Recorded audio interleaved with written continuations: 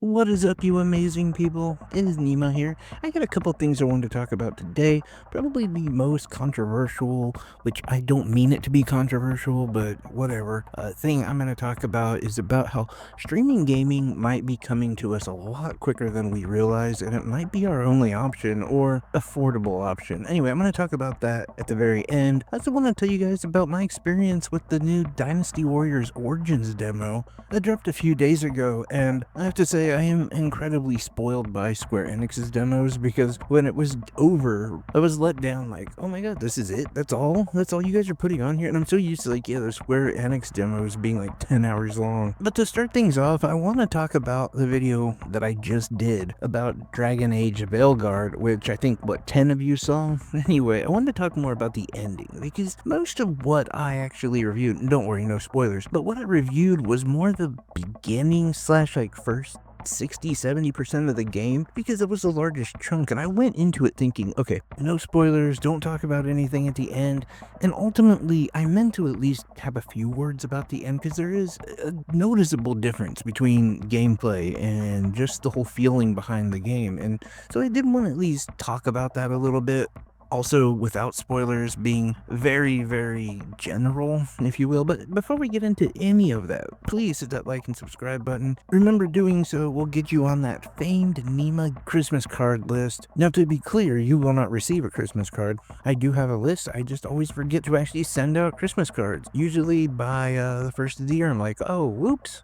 I knew I forgot something. Alright, enough blabbering. Let's talk about Dragon Age, the Veilguard, and really what I wanted to say about the ending, or the ending sequences, is that it is on a different level than the rest of the game. Like, there is a couple actions that happen. I can tell you that the entire team comes together. There is a gigantic archdemon, dragon that you're fighting in some form of a castle, which I know sounds very predictable, but basically, around that time, the entire game switches. Now, if you didn't see my last video, I talked about how the fact that the story was just sort of episodic. It seemed like everything was these self-contained adventures, and that's what really kind of ruined the flow of the game for me. All of that, though, goes out the window once your whole team's together and you are there in this situation. Basically, moving forward past that, and there's many, many hours after that, and the game just flows a lot better, and then it actually leads up to arguably one of the best endings of any game I played this year. In fact, maybe one of the best endings of any game I've ever played. It is epic.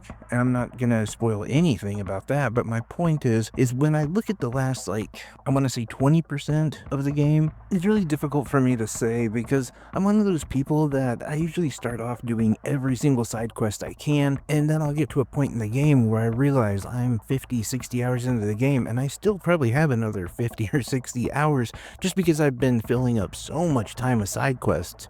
And that's essentially what happened here. Is I was probably 60 hours in when this event happened, when the team finally had a full roster and everything just started flowing a lot better. And so I was hesitant to really talk about it other than just to say, hey, the game actually gets a lot better at the end. Not to say that the first half or first 60-70% are bad, because they're not. It's a really fun game. It's just kind of generic in a way. And when you reach that point of the game later on, then it really becomes mind-blowing and incredibly cool. And if I was going to actually put a number score on the last 20-30% of the game, I would actually give it like a 9 out of 10. As where the original review, I just said it was about a 7.5. But to be fair, I realized like that's really not true. It's a 7.5 for the first 60 hours or so, and then it goes up to another level. And not to say that the game is bad or anything. Like I said before, it's not. It's just kind of generic for those 50-60 hours. Then it really opens up. But that was just something I wanted to update everyone on, or I just felt like I didn't do it justice,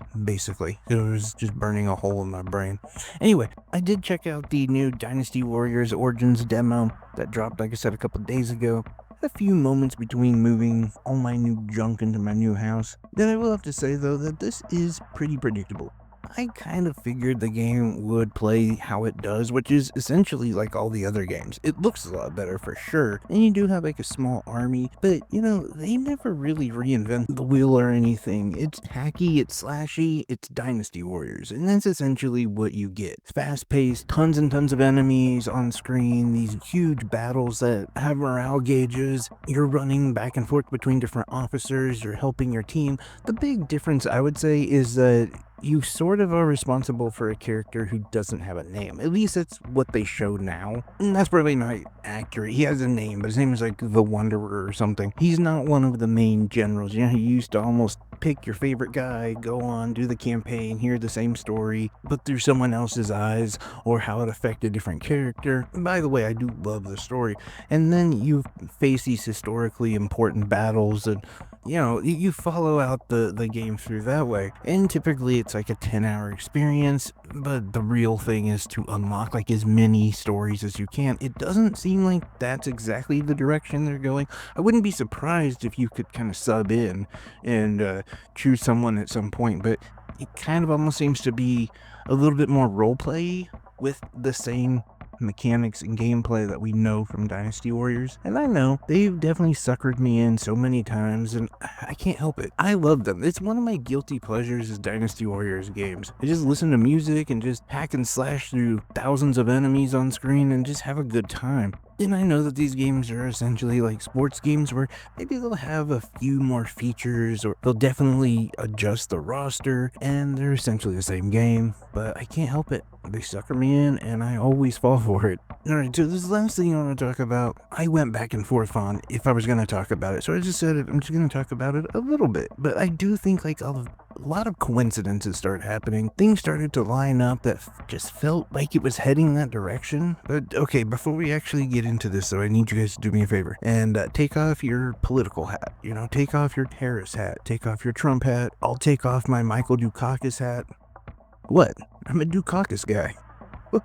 Is something wrong with that Dukakis all the way? Actually, I don't even know who Dukakis really is. I just know he lost really bad. And while I was writing this out, I googled him just to make sure I was saying his name right, and I was completely floored to know that he's still alive. I thought he was like long been dead, but I guess that's the way you lose. That's how it should be. You just lose and you go away, and people don't even know if you're still alive. That's why I'm a Dukakis guy. Anyway, so this is not political. This is not political in any way, and I do believe that this was already going to happen, just that some things may have accelerated that plan a little bit. And the reason why I've been back and forth on this is just because, number one, we don't even know if it's going to actually happen. So, of course, I'm talking about being under Trump. And we know that sometimes politicians want to get things done, it doesn't get pushed through, yada, yada, yada. We also know that there isn't any actual tangible figure on this. We haven't been told anyway. But I'm talking about the tariffs, and I'm talking about gaming and importing consoles, because that's the way it's going to have to be. See, I was reading an article on Business Insider, and they were talking about the price of electronics if Trump puts in these tariffs.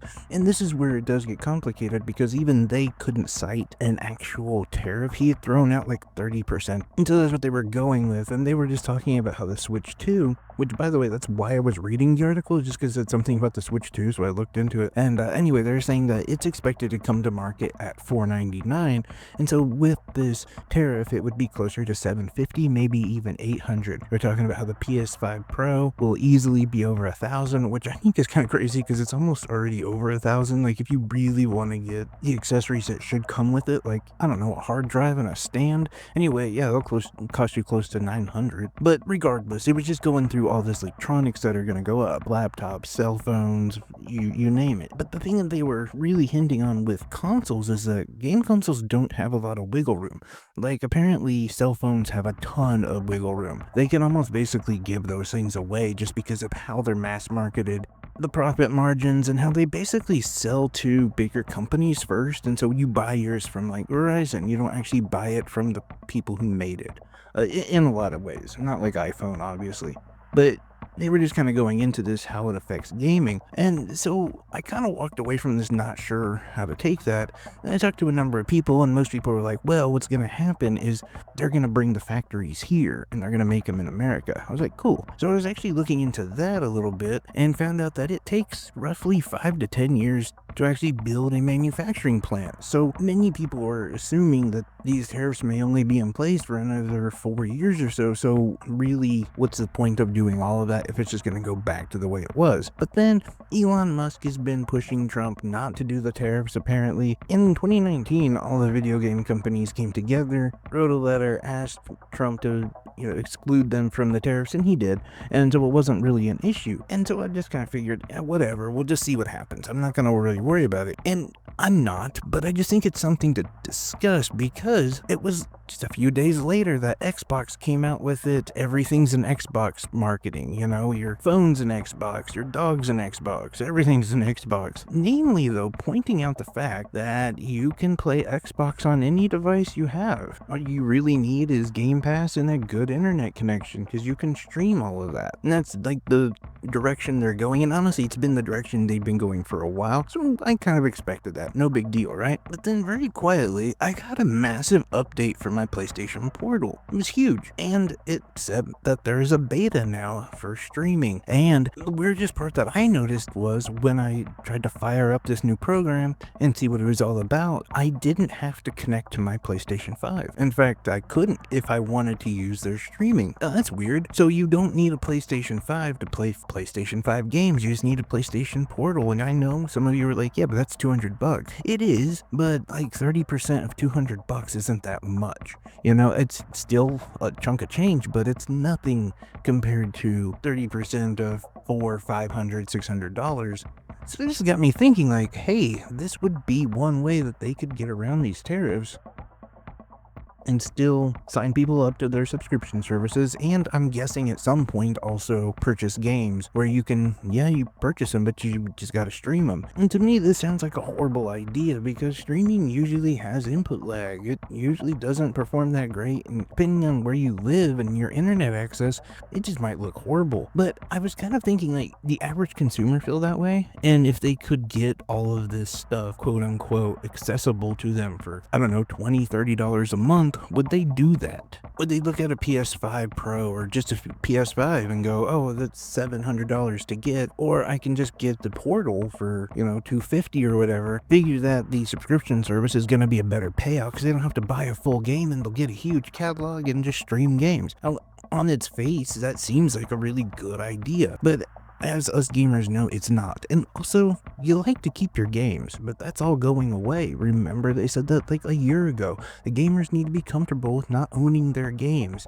All of these things are just kind of coming together. And again, I want to be clear. This is a direction that gaming has been headed in for a very long time. And I'm not sitting here saying, oh, Trump killed gaming or something like that. No, I'm just saying I think the tariffs maybe have accelerated this. And again, this is all conjecture. Nothing has been said. I've just been looking at 2 plus 2 and it kind of equals a really effed up 4. And so, I don't know, that's just my thoughts and something that I've been wanting to just talk about and hear other gamers' opinions and thoughts on it. But anyway, again, I hope I didn't offend anybody. I don't want to go after Trump, don't want to go after Harry, don't want to go after anyone except for apparently Michael Dukakis. But anyway, I really do appreciate each and every one of you guys. Thank you guys so much for hanging in on this longer, just kind of talking type video. I'll see you very soon with a review for My Sims on the Nintendo Switch. I've been playing both of those games and they're pretty awesome. It's a cool little bundle, so I'm excited to talk about that one. But please comment down below about any of the things I was talking about. Dynasty Warriors Origins, Dragon Age, the tariff situation, any of those things. I truly, truly appreciate it. I love each and every one of you guys. Take care, everyone. Bye-bye.